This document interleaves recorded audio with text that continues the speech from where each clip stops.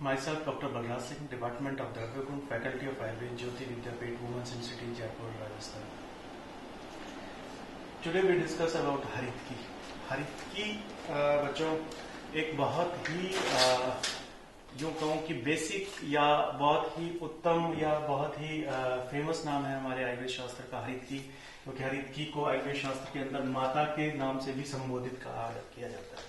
हरितकी को माता कहा जाता है और माता हरितकी के लिए माता के रेफरेंस में एक कहा जाता है कि माता कदाचित कुपित है, कि माता कदाचित कुपित हो सकती है बालक के ऊपर, न उदरस तथा हरितकी पर, उदर के ऊपर हरितकी कदाचित कुपित नहीं हो सकती है. यानी कि माता इसीलिए कहा गया है कि माता तो फिर भी कभी बालक पे कुपित हो जाए, पर हरितकी आपके उदर पे, आपके शरीर पे कभी कुपित नहीं होगी, अर्थात किसी तरह का साइड इफेक्ट आपके ऊपर नहीं दिखाएगी. तो ये इसीलिए इसे उत्तम कहा गया है. रसायन के रूप में भी रखा जाता है, इसको व्यवस्थापन भी कहा जाता है. तो इसी को आज हम देखेंगे, इसी के बारे में पढ़ेंगे. ठीक है. तो इसके काफी सारे पर्याय है, जैसे कि मैंने अभी माता के रूप में कहा, अव्यथा, शिवा. ठीक है. इसे व्यवस्थापन के रूप में भी इसको देखा जाता है. इसी तरह पर्यायों से विभिन्न विभिन्न नामों से इसको संबोधित किया गया है. अगर हम भेद देखें तो जो शास्त्र हैं अपने, ठीक है, उसके अंदर इसके 7 भेद बताए गए हैं. 7 भेदों में सबसे पहले विजया हरितकी है. इसे कहा जाता है कि ये कैसी होती है, अलाभुवृत्ता. अलाभुवृत्ता मतलब लौकी के आकार में, शेप इसका जो साइज होगा लौकी के जैसे होगा, और ये सभी प्रकार के दोषों में, यानी कि इसके दोष भेद भी हम साथ देख लें तो जितने भी सर्व रोग, मतलब माता इसलिए कहा गया है कि शरीर के जितने भी रोग हैं उन सब रोगों के ऊपर इसका उपयोग किया जा सकता है. उसमें कहीं ना कहीं किसी न किसी रूप में ये आपको रिलीफ देगी या फायदा पहुंचाएगी. इसलिए विजया अलाभुवृत्ता है और ये हरितकी है और इसी को माता कहा जाता है. उसके बाद हम देखें रोहिणी. ये वृत्ता होती है. वृत्ता मतलब इसकी जो शेप होती है वो गोल होती है, ये गोलाकार होती है और व्रण का रोहण करती है, यानी वुंड हीलिंग का जो प्रोसेस है उसको ये बढ़ा देती है, या वुंड हीलिंग प्रोसेस को इनिशिएट करके बढ़ा के और वुंड को हील कर देती है. ये इसका कर्म यहाँ पे बताया गया है अलग अलग प्रकारों के रूप में. ठीक है. उसके बाद जो हरितकी होती है वो है पूतना. इसका जो शेप बताया गया है कि ये अस्थिपति होती है, मतलब थोड़ी सी कठोर या अस्थि के समान ये होती है, और इसका जो प्रयोग है वो प्रलेप के लिए किया जाता है. स्पेशली प्रलेप आप आगे की क्लासेस में भी पढ़ेंगे. प्रलेप एक तरह का लेप है, किसी तरह के ऊपर स्किन डिजीज है या डिसऑर्डर है या बढ़ने का लेप, आप अलग अलग तरह के लेप प्रलेप आगे क्लास में पढ़ेंगे. पर इसका जो ज्यादातर उपयोग है पूतना का, वो प्रलेप के रूप में किया जाता है. उसके बाद आती है अमृता. अमृता जो अस्थि है वो मांसल होती है थोड़ी. इसका शेप, साइज या जो स्ट्रक्चर है इसको मांसल बताया गया है, और इसे चूर्णी करके लेते हैं तो ये शोधन करती है. शरीर का शोधन के रूप में जो 7 हरितकी में से स्पेशल काम में लिया जाएगा वो अमृता हरितकी को शोधन के लिए काम में लिया जाएगा. उसके बाद अभया हरितकी. अभया हरितकी होती है ये पंच रेखा इसके ऊपर पाई जाती है. 5 रेखाएं इस हरितकी के ऊपर बनी होती है, और ये स्पेशली अक्षी रोगों में इसका प्रयोग किया जाता है. अक्षी रोगों में अभया हरितकी का प्रयोग किया जाता है. उसके बाद आती है जीवंती. ये स्वर्ण वर्णिनी होती है, यानी कि जो स्वर्ण गोल्डन आभा, मतलब सोने की जो आभा वाली हरितकी होती है, इसका भी सर्व रोगों के अंदर प्रयोग बताया गया है कि आप सभी प्रकार के रोगों में इसका प्रयोग कर सकते हैं. और अंतिम है चेतकी हरितकी. ये त्रिरेखा युक्त होती है. त्रिरेखा, ये जो हरितकी है इसमें 3 रेखाएं मिलेगी, और इसे मुख्य रूप से विरेचन के लिए यूज किया जाता है. इस तरह से हमने 7 प्रकार की हरितकी को देखा कि विजया, रोहिणी, पूतना, अमृता, अभया, जीवंती और चेतकी. इनके साइज और शेप देखिए, ये किन रोगों में कार्य करती है ये भी देखा. अब जो चेतकी हरितकी है ये 2 प्रकार की होती है. एक शुक्ल होती है और दूसरी कृष्ण होती है. जो शुक्ल है वो 6 अंगुल तक लंबी पाई जाती है, परंतु जो कृष्ण है वो 1 अंगुल लंबी ही होगी.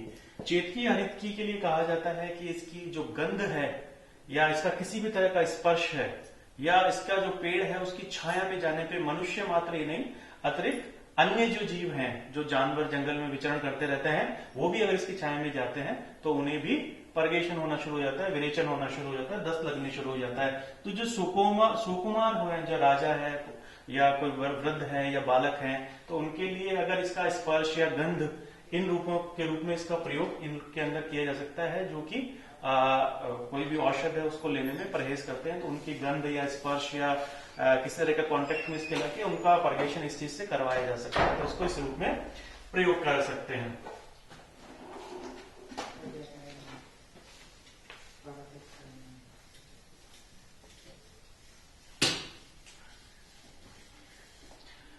बात करें इसकी लैटिन नेम, तो इसको टर्मिनेलिया चिबुला के नाम से जाता है, टर्मिनेलिया चिबुला। और ये जो प्लांट है कॉम्ब्रेटेसी फैमिली का प्लांट है, कॉम्ब्रेटेसी फैमिली का प्लांट है। ये लगभग भारत में सर्वत्र पाया जाता है, ठीक है। अपने उत्तर भारत में भी काफी मात्रा में हिमालय की तरफ और जो कुमाऊं है, बंगाल है, इन काफी अच्छी मात्रा में हरितकी पाई जाती है। उधर जो हिमालय की तरफ जो वृक्ष हैं वो ऊंचाई में 30 मीटर तक बड़े हो सकते हैं, परंतु अन्य क्षेत्रों में ये कम ऊंचाई के हैं। जैसे अपने जो क्षेत्र है राजस्थान वगैरह, यहाँ कम मिलते हैं। उद्यानों में प्राय दर्शनार्थ लगाए जाते हैं, पर इनकी ऊंचाई उतनी नहीं हो पाती जितना इसके हैबिटेट में या हिमालय वगैरह होंगे वहां पे होगी। तो लगभग 30 मीटर की हाइट तक को ये पहुंच जाते हैं। ये बहुत अधिक वर्ष तक जीवित नहीं रहते हैं जैसे पीपल बरगद रहते हैं। ये बहुत कम समय में, यानी कि उनके तुलनात्मक रूप से कम समय में अपना आयु पूर्ण कर लेते हैं। इनकी लकड़ी भी काफी अच्छी मजबूत मानी जाती है, जो घाट वगैरह के बनाने भी काम में आ जाती है। हरितकी का जो वृक्ष है, इसके जो फल आते हैं वो पूर्ण रूप से पक्व होने से पहले ही झड़ जाते हैं। ज्यादातर जो इसके फल हैं, ठीक है, बहुत ज्यादा अधिक मात्रा में जो फल है वो पक्वावस्था को प्राप्त नहीं करते हैं, उससे पहले ही झड़ जाते हैं, जो छोटे छोटे द्राग के रूप में हम वृक्षों के नीचे से एकत्रित कर सकते हैं। जिसे बाल हरड़ भी कह सकते हैं, बाल हरड़ या जंगी हरड़ भी नाम से हम जानते हैं। लेकिन जो उत्तम हरड़ है वो पूर्ण पक्व होना चाहिए, ठीक है, और घन होना चाहिए, स्निग्ध होना चाहिए, और लगभग 2 कश यानी कि 2 जो अपना बहेड़े हैं या 10 ग्राम की मात्रा में कहूं, इतना कम से कम भारी होना चाहिए। पानी में डालने से डूब जाना चाहिए, तो वो उत्तम हरड़ कहलाएगा। ये उत्तम हरड़ के लक्षण है कि वो स्निग्ध होगा, भारी होगा, ठीक है, उत्तम पका हुआ होगा, और लगभग 2 कर्ष उसका वजन होगा, पानी में डालने से डूब जाएगा, उसे उत्तम हरड़ कहा जाएगा। ये उत्तम हरड़ के लक्षण है। हम दोष भेद से दोषों पे इसका प्रभाव देखें तो वैसे हरड़ त्रिदोष हरी होती है। इसको अलग अलग आचार्य ने अलग अलग इसके लक्षणों से दोषों के ऊपर प्रभाव को समझाने का प्रयास किया है, परंतु जो इसका प्रभाव रूप से ही इसका दोष भेद पे निकल गया है कि ये त्रिदोष है और तीनों दोषों के ऊपर इसका कार्यकारी प्रभाव है।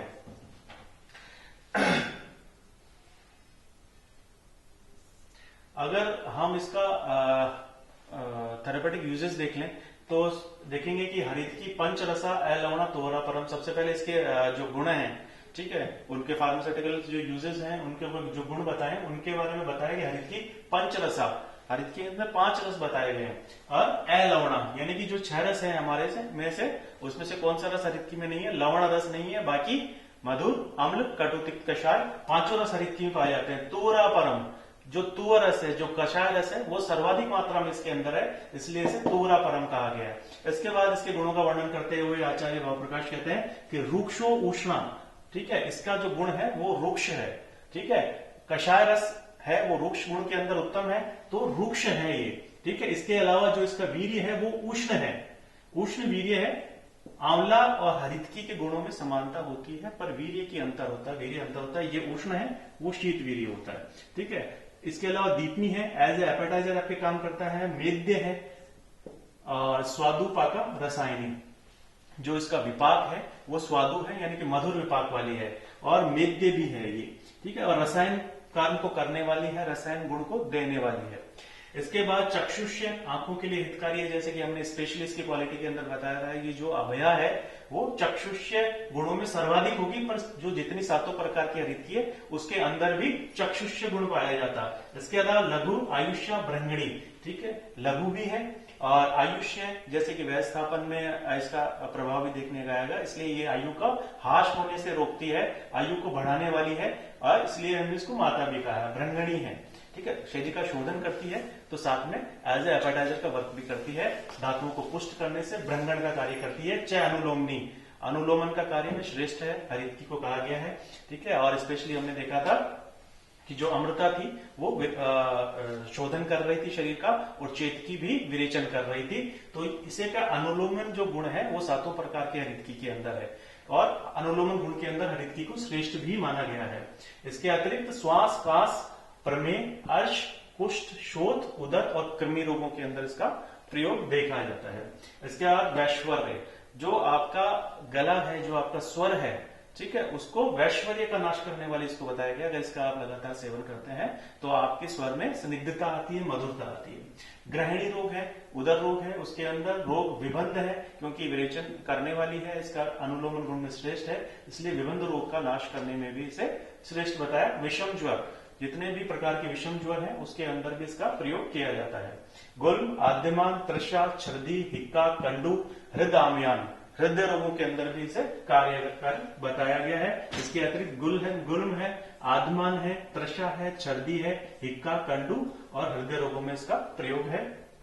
कामला, जितने भी लीवर फंक्शन है, ठीक है, उन सबको ये सुधारती है, तो लीवर फंक्शन को अपने नॉर्मलाइज करने का काम करती है। और जो जॉइंटिस है, कामला है, उसके ऊपर इसका अच्छा फंक्शन देखा जाता है क्योंकि ये एज ए पर्गेटिव भी काम करता है, पित्त का रेचन भी करती है और अनुलोमन भी करती है मलों का, इसलिए कामला के ऊपर इसका अच्छा फंक्शन भाव प्रकाश ने बताया है। शूलम आनाह, शूल रोग, चाहे वो उदर के अंदर शूल हो, स्पेशली उदरगत शूल का निवारण ये सर्वप्रथम इसमें श्रेष्ठता से कर पाएगी। इसके अलावा बॉडी के अंदर दूसरे शूल है उनका भी करेगी, पर उदरगत शूल जो आना की वजह से हो, चाहे वो टेम्पनाइटिस हो या विबंध की वजह से हो या कॉन्स्टिपेशन की वजह से हो, तो उन शूल का ये निवारण कर पाएगी। प्लीहांश्च यकृतस्तथा, ठीक है, प्लीहा रोग है और यकृत रोग है, जैसे कि अपन ने कामला में देख बोला, वैसे यकृत और प्लीहा जो रोग है उनको भी ये दूर करती है। इसके अतिरिक्त अश्मरी, मूत्रक्रच और मूत्राघात नाशी, जो यूरिन सिस्टम से रिलेटेड जो डिजीजेस हैं उन सब के अंदर भी ये उपयोगी है, इन सभी को भी दूर करती है।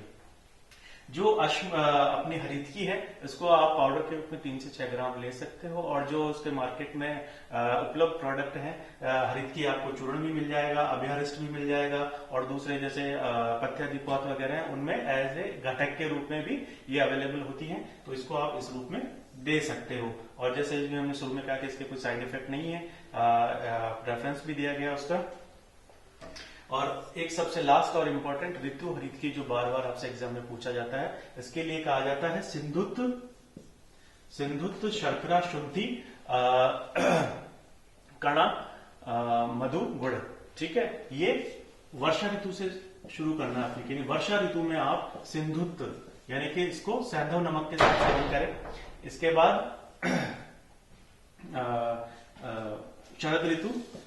शरद ऋतु में सिंधुत्व शर्करा के साथ, और फिर शिशिर ऋतु में शुंठी के साथ, हेमंत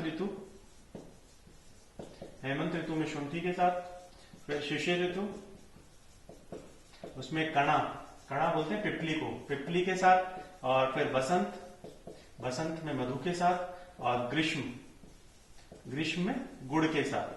अगर इस प्रकार से हरितकी का हम सेवन करते हैं तो ये हमको रसायन का प्रभाव देने वाली होती है, रसायन का गुण देने वाली होती है और व्यवस्थापन का गुण भी देने वाली होती है। तो बच्चों ये काफी इंपॉर्टेंट टॉपिक है, काफी इंपॉर्टेंट ड्रग है और काफी आपके एग्जाम के पॉइंट ऑफ व्यू से काफी इंपॉर्टेंट है। If you have any query please mention in comment box, I will resolve it soon. Thank you बच्चों।